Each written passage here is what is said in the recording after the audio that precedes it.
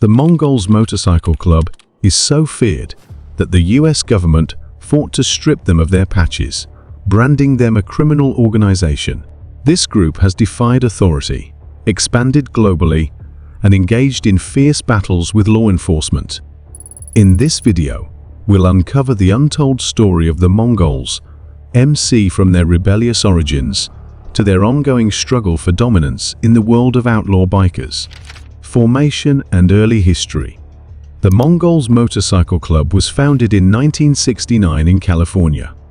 It all began with a group of friends who shared a deep love for motorcycles and the freedom of the open road. They wanted to create a brotherhood that thrived on the thrill of riding and the bond of loyalty. The term 1%er plays a big role in the identity of the Mongols MC.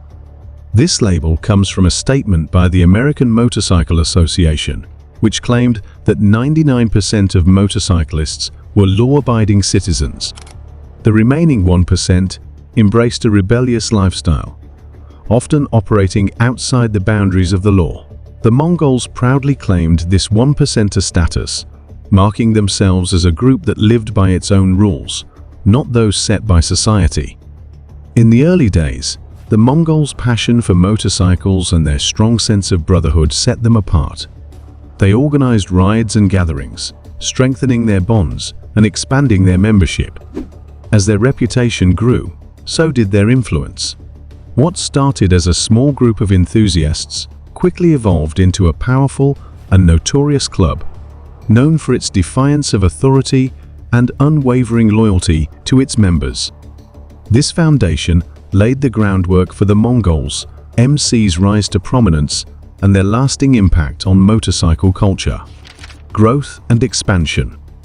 The Mongols Motorcycle Club didn't stay a small California group for long. Their passion and rebellious spirit fueled rapid growth. Soon, they spread across more than 14 US states, establishing a strong presence from coast to coast. But their influence didn't stop at national borders. The Mongols expanded internationally, setting up chapters in countries like Australia, Denmark, and Germany. Each chapter carried the same fierce independence and brotherhood that defined the original club, adapting to local cultures while maintaining the Mongols' core identity.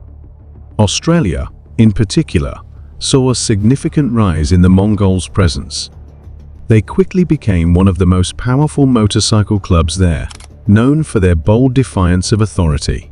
In Denmark and Germany, the Mongols established themselves in the biker scene, often clashing with local clubs and law enforcement.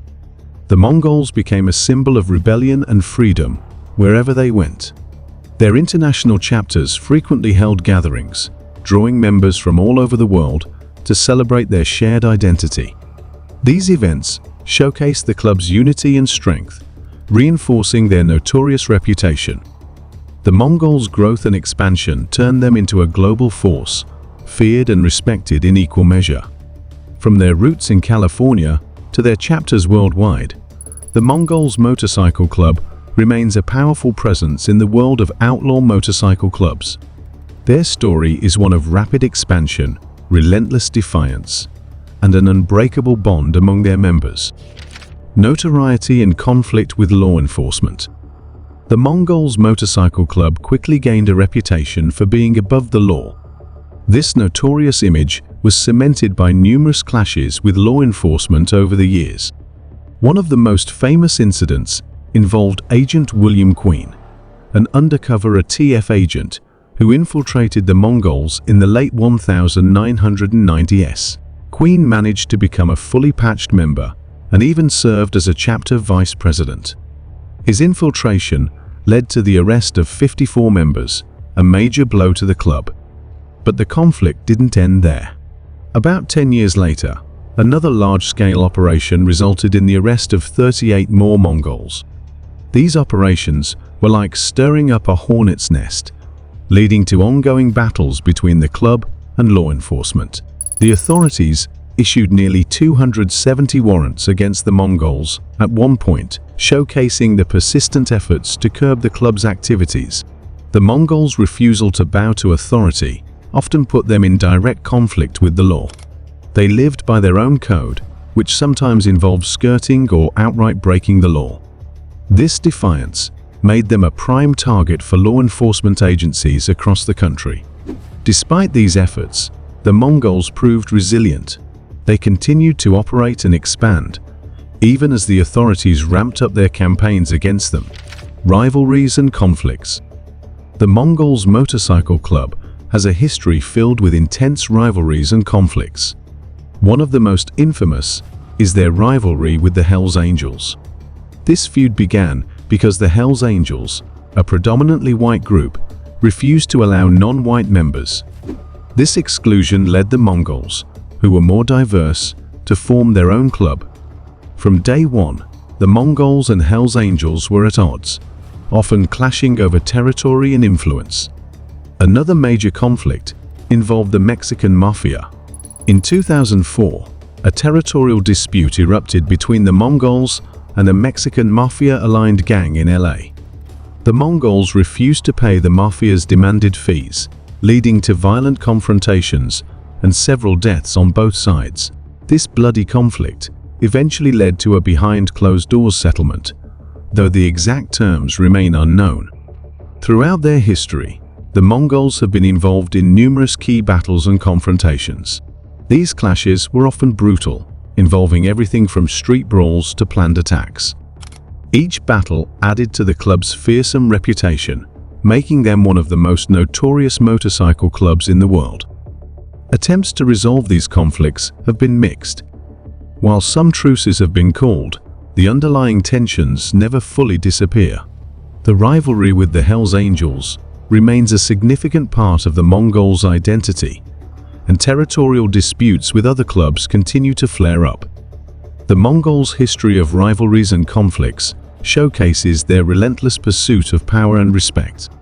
These battles have shaped the club's identity and ensured its place in the annals of outlaw motorcycle club history. Criminal activities. The Mongols Motorcycle Club has been deeply involved in various criminal activities over the years. One of their most notorious ventures is drug trafficking. They have been linked to the distribution of high-value drugs, generating substantial profits.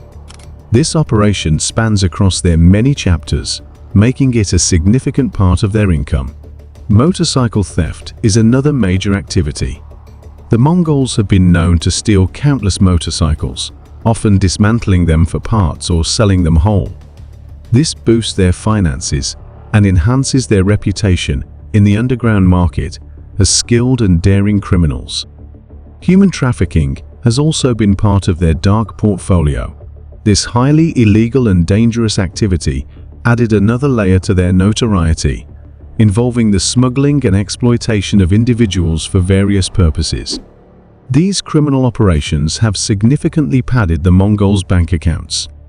The financial gains from these activities have allowed the club to maintain and expand their influence, supporting their members and funding their operations.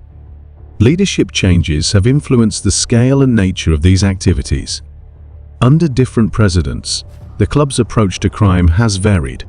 For instance, when David Santillan became president, reports suggested a shift towards reducing illegal activities.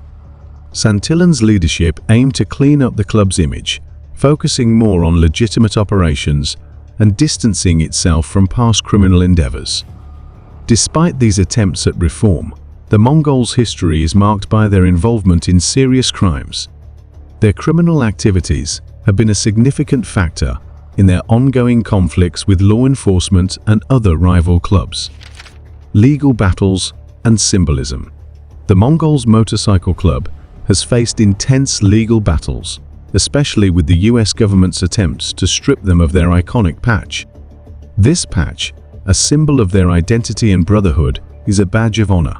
It represents their history, values, and defiance. The most notable legal battle began when the US government aimed to take away the Mongols patch as part of their crackdown on the club. The authorities argued that the patch itself was associated with criminal activity and thus could be seized under asset forfeiture laws. This move was unprecedented and sparked a fierce legal fight. The Mongols' lawyers fought back, arguing that stripping members of their patch violated constitutional rights. They highlighted the First Amendment, which protects freedom of speech and expression, and the Eighth Amendment, which prohibits excessive penalties. The legal team argued that the government's attempt to seize the patch was punitive and infringed on the members' rights to express their affiliation with the club. In a dramatic turn, the court sided with the Mongols. The judge ruled that taking away the patch would indeed violate their constitutional rights. This victory was a significant moment for the club, reinforcing their image as rebels who wouldn't back down, even in the face of the government. The patch remains a powerful symbol for the Mongols. It's a testament to their resilience and unity, showing that no matter the legal or societal pressures, they stand firm. The legal battles over the patch underscore the deep significance it holds, and the lengths to which the Mongols will go to protect their identity. Leadership and changes.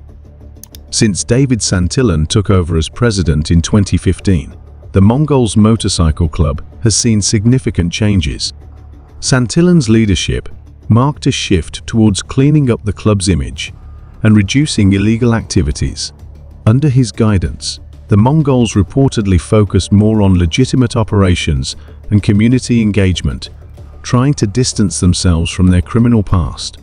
This change in direction has had a notable impact on the club's reputation. While law enforcement continues to scrutinize their activities, the Mongols have managed to present a more positive image to the public.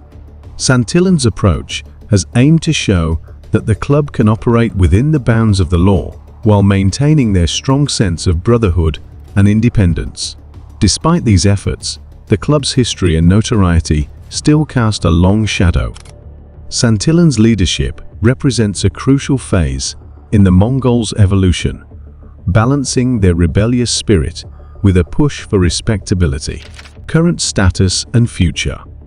Today, the Mongols Motorcycle Club remains a powerful and influential force. They have chapters across the US and internationally, maintaining a strong presence in the biker community. Public perception of the Mongols is mixed, with some viewing them as a symbol of rebellion and freedom, while others see them as a dangerous group with a violent past. The club continues to face scrutiny from law enforcement, but they have shown resilience and adaptability. Their efforts to clean up their image under Santillan's leadership have helped them gain some positive attention, though challenges remain. Looking ahead, the future of the Mongols MC is uncertain. They have the potential to continue expanding their influence and membership, but they must navigate the ongoing pressures from authorities and public opinion. Whether they can fully shed their notorious past, or if old habits will resurface, remains to be seen. Do you think they'll continue to defy the odds and expand their empire? Drop your thoughts in the comments below. Don't forget to like, share, and subscribe for more intriguing insights into the world of outlaw motorcycle clubs. Hit the notification bell to stay updated on our latest videos.